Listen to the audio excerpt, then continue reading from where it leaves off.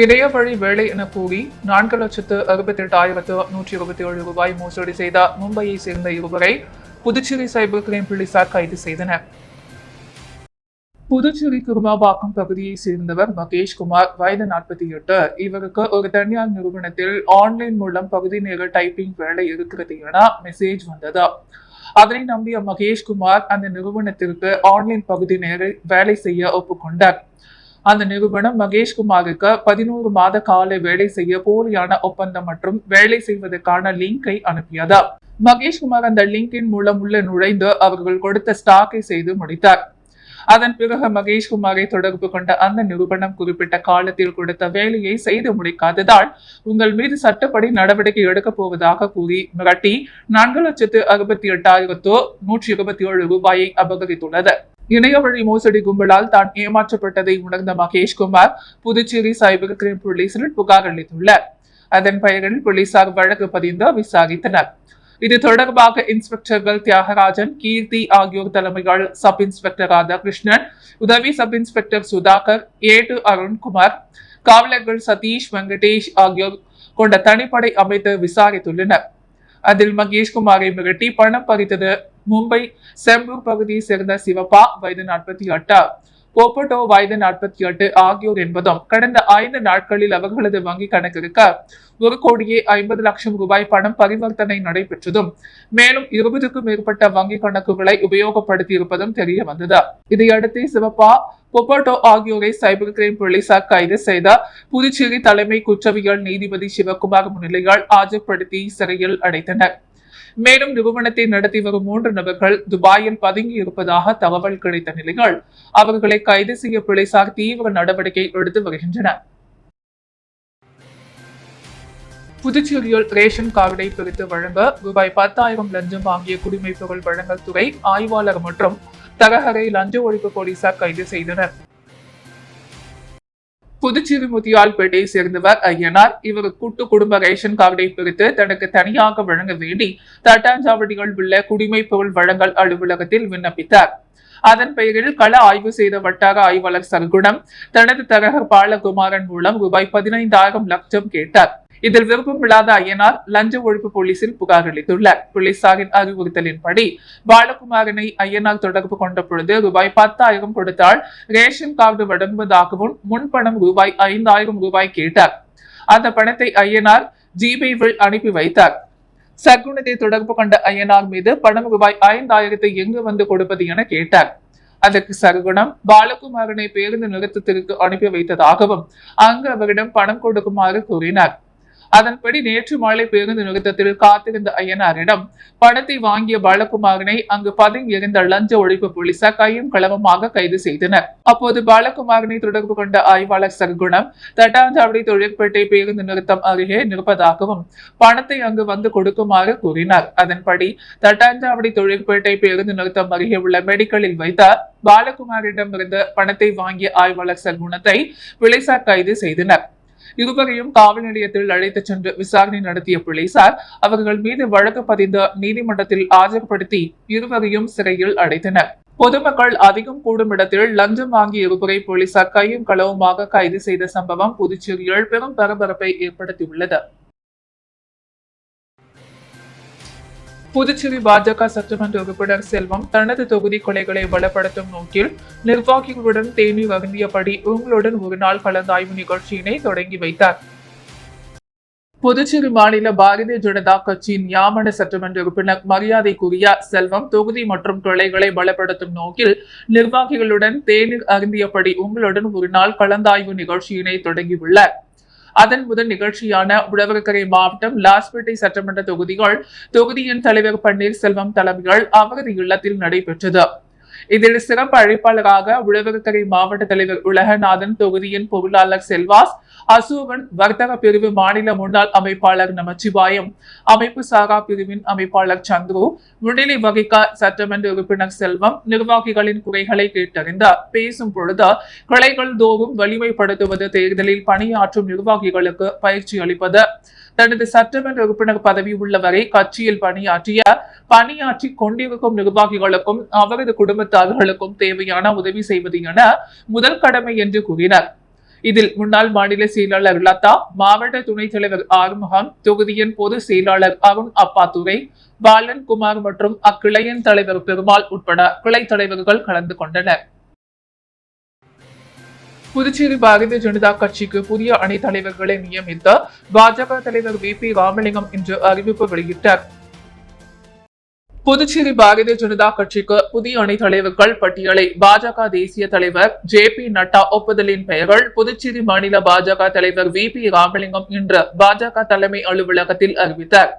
அதன்படி மகளிர் மோர்ச்சா மாநில தலைவியாக தாமரை செல்வியும், யுவ மோர்ச்சா மாநில தலைவராக வருணும், கிசான் மோர்ச்சா தலைவராக பாரதி மோகனும், SC மோர்ச்சா பிற்படுத்தப்பட்டோர் மாநில தலைவராக காத்தவராயனும், OBC மோர்ச்சா மாநில தலைவராக கோவிந்தனும், மைனாரிட்டி மோர்ச்சா மாநில தலைவராக சார்லசியும் நியமித்து அவர் இன்று அறிவித்தார். தொடர்ந்து புதிய நிர்வாகிகள் பாஜக தலைவர் VP ராமலிங்கத்திற்கு பொன்னாடை பூர்த்தி வாழ்த்து தெரிவித்தனர். மேலும் பல்வேறு அணிகளுக்கு நிர்வாகிகள் விரைவில் நியமிக்கப்படுவார்கள் என மாநில தலைவர் ராமலிங்கம் தெரிவித்தார். இந்த நிகழ்ச்சியில் மாநில பொதுச் செயலாளர்கள் மோகன்குமார், லட்சுமி நாராயணன், மாநில துணைத் தலைவர்கள் ஜெயலட்சுமி, ரத்தினவேல், செயலாளர் தமிழ்மாறன், மாநில ஊடகத்துறை தலைவர் நாகேஸ்வரன், துணைத் தலைவர் சக்திவேல், சமூக ஊடக தலைவர் கார்த்திகேயன், தகவல் தொழில்நுட்ப தலைவர் பிரவீன் உள்ளிட்ட மாநில மாவட்ட அணி நிர்வாகிகள் அனைவரும் திரளாக கலந்து கொண்டனர். புர்லேன்பேட்டை தொகுதியில் பாதாள கழிவுநீர் தொட்டிகள் தூர்வாரும் பணியை சட்டமன்ற உறுப்பினர் நேரு தொடங்கி வைத்தார். புர்லேன்பேட்டை தொகுதிக்குட்பட்ட பகுதிகளில் உள்ள அனைத்து பாதாள கழிவுநீர் தொட்டிகளிலும் தூர்வாரும் பணிகள் இன்று அண்ணா சாலை நீடராஜ பையர் வீதி இணைப்பு பகுதிகள் தொடங்குவதற்கான தொடக்க விழா தொகுதி சட்டமன்ற உறுப்பினர் நேரு தலைமையில் நடைபெற்றது. இப்பணியின் மூலம் தொகுதிக்குட்பட்ட நேரு வீதி, தியாக முதலியார் வீதி, வெள்ளலார் முதலியார் வீதி, ரங்கப்பிள்ளை வீதி, நீடராஜ பையர் வீதி, தம்பு நாயக்கர் வீதி, லூயி பிரகாசம் வீதி, செயின் தெரேசா வீதி, சின்ன வாய்க்கால் வீதி, லப்பூத் வீதி, சபரிராயலு வீதி, கந்தப்ப முதலியார் வீதி, சின்ன சுப்பராய பிள்ளை வீதி, பாரதி வீதி, புசி வீதி, காந்தி வீதி மற்றும் கண்டக்டர் தோட்டம், குபேர் நகர், கோவிந்த சாலை, திருமுடி நகர், பாரதிபுரம் மெயின் ரோடு, கல்வி பங்களா, நேரு நகர், அண்ணா சாலை, காமராஜர் சாலை, இளங்கோ நகர், சாந்தி நகர், சாரதி நகர், சாந்தி நகர் விரிவு, ராஜீவ்காந்தி நகர், இந்திரா காந்தி நகர், தென்னஞ்சாலை ரோடு பகுதி, சுப்பையா நகர், மகாலட்சுமி நகர், கண்ணன் நகர், டாக்டர்ஸ் காலனி, ஐயனார் நகர், ராஜம் நகர், அருந்ததி நகர், முத்தமிழ் நகர், திருவள்ளுவர் சாலை மற்றும் புர்லேன்பேட்டை வார்டு பகுதியான புத்தவாடை வீதி, அம்மன் கோவில் வீதி, செங்குந்தர் வீதி, விளைநகர், செங்கேனி அம்மன் நகர், செங்கோதி அம்மன் கோவில் பகுதி, மார்க்கெட் வீதி, தக்ஷர் வீதி, கண்ணார வீதி மற்றும் தொகுதிக்குட்பட்ட பகுதிகள் முழுவதும் பாதாள தொட்டிகளில் தூர்வாரும் பணி நடைபெற உள்ளது. விழாவில் பொதுப்பணித்துறை தலைமை பொறியாளர் வீரசெல்வம், பொதுப்பணித்துறை பொது சுகாதார கோட்ட செயற்பொறியாளர் வாசு, உதவி பொறியாளர் வைத்தியநாதன், இளைநிலை பொறியாளர் சங்கர் மற்றும் பொதுப்பணித்துறை அதிகாரிகளும் ஊழியர்களும் பலர் கலந்து கொண்டனர். பாஜக OBC மாநில தலைவராக அறிவிக்கப்பட்ட கோவிந்தன் கோபதி பாஜக மாநில தலைவர் VP ராமலிங்கத்தை சந்தித்து வாழ்த்து பெற்றார். புதுச்சேரி மாநில பாரதிய ஜனதா 2025 அமைப்பு தேர்தல் இந்தியா முழுவதும் நடைபெற்றது. அதனைத் தொடர்ந்து புதுச்சேரி மாநிலத்தில் தேர்தல் முடிந்த மாநில தலைவராக VP ராமலிங்கம் பொறுப்பேற்றார். இதனைத் தொடர்ந்து மாநில நிர்வாகிகள் சென்ற வாரம் பதவியேற்ற நிலையில் இன்று மாநில அணி தலைவர்கள் அறிவிப்பு வெளியானது. முன்னாள் இளைஞர் அணி தலைவர் கோவிந்தன் கோபதி மாநில OBC அணி தலைவராக அறிவிக்கப்பட்டார். கட்சி நிர்வாகிகள் மற்றும் தொண்டர்கள் வாழ்த்துக்கள் தெரிவித்தனர். இதனைத் தொடர்ந்து கோவிந்தன் கோபதி மாநில தலைவர் VP ராமலிங்கத்தை பாஜக தலைமை அலுவலகத்தில் இன்று சந்தித்து வாழ்த்து பெற்றார். புதுச்சேரி மாநில INTUC மாநில தலைவர் பாலாஜி பிறந்தநாள் விழா முன்னாள் முதலமைச்சர் நாராயணசாமி முன்னிலையில் கேக் வெட்டியும் நலத்திட்ட உதவிகள் வழங்கியும் கொண்டாடப்பட்டது. புதுச்சேரி மாநில INTUC தலைவர் பாலாஜி பிறந்தநாள் விழா பெருமாள் கோவில் வீதியில் உள்ள தலைமை அலுவலகத்தில் கேக் வெட்டி கொண்டாடப்பட்டது. விழாவில் முன்னாள் முதலமைச்சர் நாராயணசாமி, சட்டமன்ற உறுப்பினர் நேரு, முன்னாள் அரசு கொறடா அனந்தராமன் ஆகியோர் கலந்து கொண்டு பாலாஜிக்கு பூங்கொத்து கொடுத்து வாழ்த்து தெரிவித்தனர். அதனைத் தொடர்ந்து சேதராப்பட்டு ஈட்டன் தொழிற்சாலையை சேர்ந்த மாற்று சங்கத்தினர் முன்னாள் முதலமைச்சர் நாராயணசாமி, INTUC தலைவர் பாலாஜி முன்னிலையில் INTUC தொழிற்சங்கத்தில் இணைத்தனர். மேலும் மாநில INTUC அமைப்பு சாரா தொழிலாளர்களுக்கு அடையாள அட்டையை முன்னாள் முதலமைச்சர் நாராயணசாமி வழங்கி சிறப்பித்தார். இதனைத் தொடர்ந்து புதுச்சேரி கடற்கரை சாலையில் உள்ள INTUC கடற்கரை சிறு வியாபாரிகள் தொழிற்சங்கத்தின் சார்பில் அன்னதானம் மற்றும் நலத்திட்ட உதவிகள் வழங்கப்பட்டது. இந்த நிகழ்ச்சிகளில் INTUC மாநில பொதுச் செயலாளர் ஞானசேகரன், மாநில துணைத் தலைவர் சொக்கலிங்கம், நடைபாதை வியாபாரிகள் சங்கத்தின் பொறுப்பாளர் ஜான், புதுச்சேரி மாநில காங்கிரஸ் நிர்வாகிகள், மகளிர் காங்கிரஸ், இளைஞர் காங்கிரஸ், புதுச்சேரி மாநில INTUC நிர்வாகிகள், MRF, PRTC, BIMS, சாசன் உழவர்கரை நகராட்சி, இந்தியன் காஃபி ஹவுஸ், பெர்ச்சர் paint, TDK wealth biscuit, ESI JIPMER, சுற்றுலா வளர்ச்சி கழக தொழிற்சங்க நிர்வாகிகள், ஆட்டோ சங்கங்கள் உட்பட இணைப்பு சங்க நிர்வாகிகள் மற்றும் உறுப்பினர்கள் உட்பட பல கலந்து கொண்டனர். புதுச்சேரி அரசு மருத்துவமனைகள் 33 ஆண்டு காலம் மருந்தாளராக பணிபுரிந்த அன்பு செல்வனின் பணி பிரிவு உபசார விழாவில் ஏராளமான மருத்துவர்கள், செவிலியர்கள் மற்றும் ஊழியர்கள் கலந்து கொண்டு அவருக்கு வாழ்த்துக்களை தெரிவித்தனர். புதுச்சேரி அரசு ஊழியர் மத்திய கூட்டமைப்பு தலைவரும் புதுச்சேரி சுகாதார ஊழியர் மத்திய கூட்டமைப்பின் பொதுச் செயலாளரான மருந்தாளர் அன்பு செல்வம் பணி இன்றும் நிறைவடைந்தது. அன்பு செல்வம் தனது பணிக்காலத்தில் சுகாதாரத்துறைகள் 33 ஆண்டுகளுக்கு மேலாக தொழிற்சங்கவாதியாக செயின்ட் பீஸ் மடத்தை வீதியில் இருக்கும் அத்திவரதர் கோவிலுக்கு நிர்வாக அதிகாரியாகவும் பல வெற்றிகளை பெற்று தந்தவர். பல்வேறு பொறுப்புகளை வகித்த அவர் இன்று பணி ஓய்வு பெற்று அவருக்கான பணி ஓய்வு பிரிவு உபசர விழா அரசு மருத்துவமனை கருத்தரங்க கூடத்தில் நடைபெற்றது.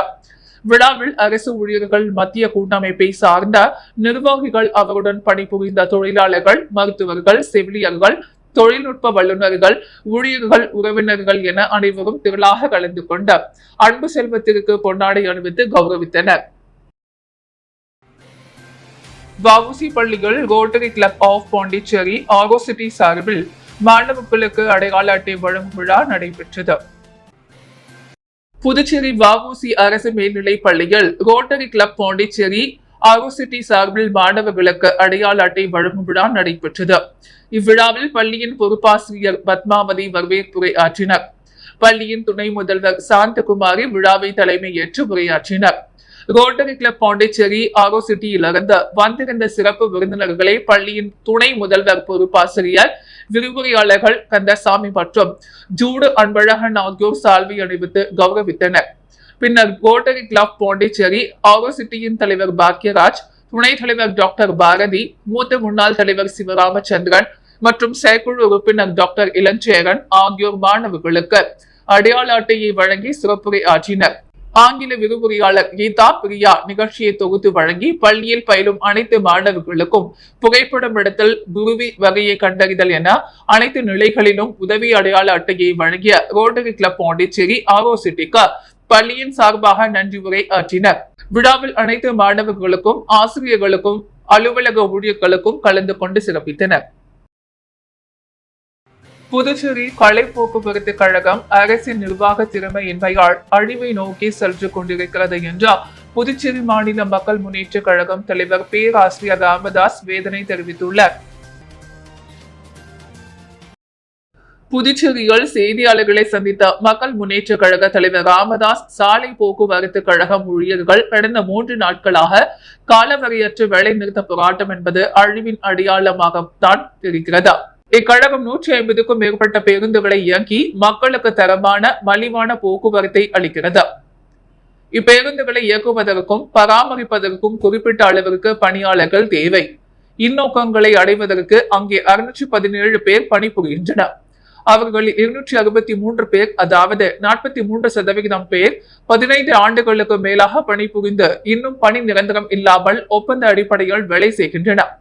நிரந்தர ஊழியர்களுக்கு 7வது ஊதிய கமிஷன் பரிந்துரைகளை செயல்படுத்த கூறுகின்றனர். இந்த கோரிக்கைகள் பல ஆண்டுகளாக நிலுவையில் இருந்தும் அரசு அவற்றை கவனிக்காமல் மெத்தனமாக இருந்து வந்துள்ளது. அரசு கோரிக்கைகளை நிறைவேற்றும் என்று எதிர்பார்த்து ஏமாந்த பிறகுதான் இத்தொழிலாளர்கள் இப்பொழுது காலவரையற்ற போராட்டத்தில் இறங்கியுள்ளனர்.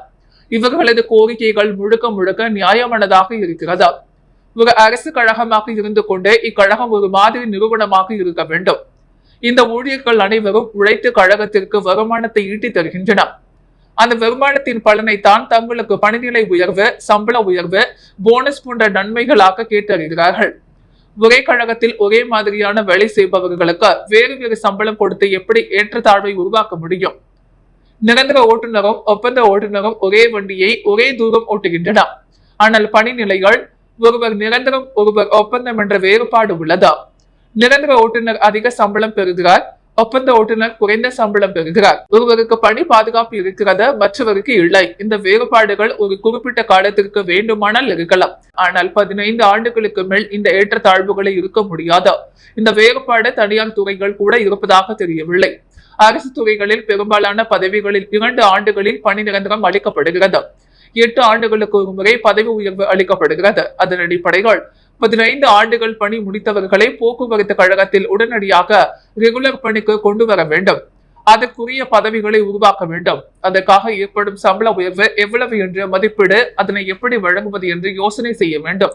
உற்பத்திக்கு ஏற்றவாறு கூலி என்ற ஒரு முறை, கழகத்தின் தேவையற்ற செலவை குறைத்து அதை வருமானமாக கொடுக்கும் ஒரு முறை, அரசு மானியத்தின் மூலமாக சம்பள உயர்வை ஏற்பது என்ற 3வது முறை. இவற்றில் எதையாவது ஒன்றையோ அல்லது 3ஐயோ பயன்படுத்தியோ இந்த சம்பள உயர்வை அமல்படுத்த முடியும். இது ஒரு தன்னாட்சி பெற்ற நிறுவனம் என்பதால் பணி நிரந்தரம் செய்வதிலோ 7வது ஊதிய கமிஷன் பரிந்துரைகளை ஏற்பதிலோ எந்த தடங்களும் இருப்பதற்கு வாய்ப்பில்லை. இக்கழகத்தை ஆய்வு செய்த முந்தைய வல்லுநர் குழுவின் ஆலோசனையை பின்பற்றலாம். அல்லது போக்குவரத்து துறை செயலர் தலைமைகள் ஒரு குழு அமைத்து அதில் தமிழக போக்குவரத்து கழகத்தின் 2 மேலாண் இயக்குநர்களை உறுப்பினர்களாகவும், இக்கழகத்தின் மேலாண் இயக்குநரை ஒரு உறுப்பினராகவும், தொழிலாளர்களில் ஒருவரை உறுப்பினராகவும் நியமிக்க வேண்டும். இக்குழு ஒரு மாதத்திற்கு தனது பரிந்துரைகள் அடங்கிய அறிக்கையை அளிக்குமாறு கேட்டுக்கொள்ள வேண்டும். இந்த அறிக்கையை கழகத்தின் பொதுக்குழுவில் வைத்து ஒப்புதல் பெற்று செயல்படுத்த வேண்டும். அனைத்தும் 2 மாதங்களுக்குள் முடித்து 7வது ஊதிய குழுவின் பரிந்துரையை ஏற்பட்டு உள்ளிட்ட ஆணை பிறப்பிக்க வேண்டும். 2 மாதங்கள் வரை தொழிலாளர்கள் போராட்டத்தை தள்ளி வைக்க கேட்டுக்கொள்ள வேண்டும். அவர்கள் உடனடியாக பணிக்கு திரும்ப வேண்டும். இக்கழகத்தின் பெருந்துறைகளை இயக்காமல் கழகத்திற்கு வருமானம் நஷ்டம் ஏற்படுத்துவதோ, மக்கள் போக்குவரத்து வசதி இல்லாமல் அவதியுறுகின்றனர். அனைவரும் உணர வேண்டும். நல்ல நிர்வாகத்தின் மூலமும் மகிழ்ச்சியான தொழிலாளர்கள் மூலமும் இக்கழகத்தை லாபம் கொழிக்கும் நிறுவனமாக மாற்ற முடியும் என்றார். இருசக்கர வாகனத்தை திருடிய 62 வயது முதியவரை முதலியார்பேட்டை போலீசார் கைது செய்தனர். புதுச்சேரி முதலியார்பேட்டை இன்ஸ்பெக்டர் கண்ணன் மற்றும் போலீசார் வேல்ராம்பேட்டை ஏரிக்கரையால் வாகன சோதனை செய்தனர். அவ்வழியாக மொபைலில் வந்த முதியவரை போலீசார் நிறுத்தி விசாரித்தனர். உதயமட்டு பகுதியைச் சேர்ந்த குமார் என்கிற செல்வகுமார், வயது 62 என்பதும், அவர் ஓட்டி வந்தது திருட்டு மொய்பட் என்பதும் தெரிய வந்தது. இதுகுறித்து போலீசார் வழக்கு பதிந்து இவரை கைது செய்தனர். முதலியார்பேட்டை, முருங்கம்பாக்கம், இந்திராநகர் ஆகிய பகுதிகளில் இருந்து திருடிய 3 மொபைல்களை போலீசார் பறிமுதல் செய்தனர். அவரை நீதிமன்றத்தில் ஆஜர்படுத்தி காலாப்பட்டு சிறையில் அடைத்தனர். புதுச்சேரி லாஸ்பேட்டை ரோலர் ஸ்கேட்டிங் மைதானம் திறக்கப்படாததால் மாணவர்கள் பயிற்சி பெற முடியாமல் ஏமாற்றத்தடைந்து வருகின்றனர். லாஸ்பேட்டையில் ரோலர் ஸ்கேட்டிங் மைதானம் உள்ளது. பாண்டிச்சேரி ரோலர் ஸ்கேட்டிங் அசோசியேஷன் நிர்வாகத்தின் வரும் இந்த மைதானத்தில் 200க்கும் மேற்பட்ட மாணவர்கள் பயிற்சி பெற்று வருகின்றனர். கடந்த 5 நாட்களாக ஸ்கேட்டிங் மைதானம் திறக்கப்பட்டதால் மாணவர்கள் தினமும் பயிற்சி பெற முடியாமல் ஏமாற்றத்துடன் திரும்பி சென்றனர். இதனை கண்டித்து நேற்று மாலை மாணவர்களுடன் அவர்களது பெற்றோர்களும் மைதானம் முன் திரண்ட ஆர்ப்பாட்டத்தில் ஈடுபட்டதால் பரபரப்பு நிலவியது. இதுகுறித்து ஸ்கேட்டிங் பயிற்சியாளர் எட்வின் கூறுகையால், பாண்டிச்சேரி ரோலர் ஸ்கேட்டிங் அசோசியேஷன் தன்னிச்சையாக செயல்பட்டு வருகிறது. மாணவர்களின் பெற்றோர்களுக்கு எந்த தகவலும் தெரிவிப்பதில்லை. அசோசியேஷனை புதுச்சேரி விளையாட்டுத்துறை மற்றும் ஒலிம்பிக் சங்கத்துடன் இணைக்கவில்லை. ஸ்கேட்டிங் மைதானத்தை புனரமைத்தால் முறைகேடு நடந்துள்ளது. அங்கீகாரமில்லாத இந்த மைதானத்தை இந்திய விளையாட்டு கூட்டமைப்புடன் இணைக்க வேண்டும். முறைகேடு தொடர்பாக அரசு விசாரித்து அசோசியேஷன் நிர்வாகிகள் மீது நடவடிக்கை எடுக்க வேண்டும் என்றார். புதுச்சேரியில் இயங்கி வரும் சாய்ராம் வித்யாலயா CBSE பள்ளியில் உலக இயற்கை பாதுகாப்பு நாள் மிக சிறப்பாக கொண்டாடப்பட்டது. சென்னை சாய்ராம் கல்வி குழுமத்தின் ஓர் அங்கமாக புதுச்சேரியில் இயங்கி வரும் சாய்ராம் வித்யாலயா CBSE பள்ளிகள் உலக இயற்கை பாதுகாப்பு நாள் மிக சிறப்பாக கொண்டாடப்பட்டது. பள்ளி வளாகத்தில் மாணவர்கள் மற்றும் பெற்றோர்கள் இணைந்த மூலிகை செடிகள் மற்றும் மரக்கன்றுகளை பள்ளியின் முதல்வர் முன்னிலையில் நடத்தினர். அதனைத் தொடர்ந்து பள்ளியின் முதல்வர், ஆசிரியர்கள் மற்றும் மாணவர்கள் இணைந்த புதுச்சேரி மாவட்ட ஆட்சியரான குலோத்துங்கனை சந்தித்து இயற்கை பாதுகாப்பு நாள் குறித்து பேசிய பின்னர் பல்வேறு உலகளாவிய பிரச்சனைகளை நிவர்த்தி செய்ய நடவடிக்கை வடிவமைக்கப்பட்ட சைராமின் நிலையான வளர்ச்சி இலக்குகள் SDG குறித்த உறுதிமொழி மாவட்ட ஆட்சியர் ஏற்றுக்கொண்டார். மேலும் மரக்கன்றுகளையும் வழங்கினார். பின்னர் வெளியுறவு வருவாய்த்துறையின் துணை ஆட்சியர் தெற்கு மற்றும் துணை மாவட்ட நீதிபதி குமரன் மற்றும் வெளியுறவு நகராட்சி ஆணையர் ரவி, புதுச்சேரி காவலர் பயிற்சி பள்ளியின் கண்காணிப்பாளர் ரங்கநாதனை சந்தித்த சால்வி அணிவித்து கௌரவம் செய்த பின்னர் நிலையான வளர்ச்சி இலக்குகள் SDG குறித்த உறுதிமொழி அட்டைகள் மற்றும் மரக்கன்றுகளை வழங்கினர். மேலும் சமூகத்திற்கு பெரிதும் பாடுபடும் போக்குவரத்து துறை காவலர்களை சந்தித்து அவர்களை கௌரவிக்கும் விதமாக குடை, கையுறை மற்றும் மரக்கன்றுகளை வழங்கினர். பொதுமக்களுக்கு சுற்றுச்சூழல் குறித்த விழிப்புணர்வு வழங்குமாறு பள்ளி மாணவர்கள் வேண்டிக் கொண்டனர். இவ்விழாவிற்கான அனைத்து ஏற்பாடுகளையும் பள்ளியின் தாளர் சாய் பிரகாஷ், லியோத் முத்து ஆலோசனையின் பெயர்கள் பள்ளியின் முதல்வர் முனைவர் சுதா சிறப்புரை செய்திருந்தார். புதுச்சேரி காந்தி வீதியில் உள்ள சித்தி விநாயகர் ஆலயத்தின் கும்பாபிஷேக விழாவையொட்டி கால்கோள் விழா இன்று சட்டமன்ற உறுப்பினர் நேரு தலைமையில் நடைபெற்றது. புதுச்சேரி உருளையன்பேட்டை தொகுதிக்குட்பட்ட காந்தி வீதியில் அமைந்துள்ள ஏழை பிள்ளையார் என்று பக்தர்களால் அழைக்கப்படும் அருள்மிகு ஸ்ரீ சித்தி விநாயகர் திருக்கோயிலில் கும்பாபிஷேக திருவிழா வருகின்ற 4/9/2025 வியாழக்கிழமை அன்று வெகு சிறப்பான நடைபெற உள்ளது. இவ்விழாவிற்கான கால்கோள் விழா இன்று உருளையன்பேட்டை தொகுதி சட்டமன்ற உறுப்பினரும் புதுச்சேரி மனிதநேய மக்கள் சேவை இயக்க நிறுவன தலைவருமான நேரு என்கிற குப்புசாமி தலைமையில் வெகு சிறப்பாக நடைபெற்றது. விழாவில் திருக்கோவில் தனி அதிகாரி விஜயன் மற்றும் அப்பகுதியை சேர்ந்த பெரியவர்களும் மகளிரும் இளைஞர்களும் கலந்து கொண்டனர். முடவர்கரை சட்டமன்ற தொகுதிக்குட்பட்ட ஜெயா நகர் பகுதிகள் ஆபத்தான நிலைகள் இருந்த மின் ஒயர்களை சரி செய்தும் புதர்களை அகற்றியும் சரி செய்து கொடுத்த அம்மா மக்கள் முன்னேற்ற கழகம் மேற்கு மாநில இணை செயலாளர் லாவண்யா அவருக்கு அப்பகுதி மக்கள் நன்றி தெரிவித்தனர்.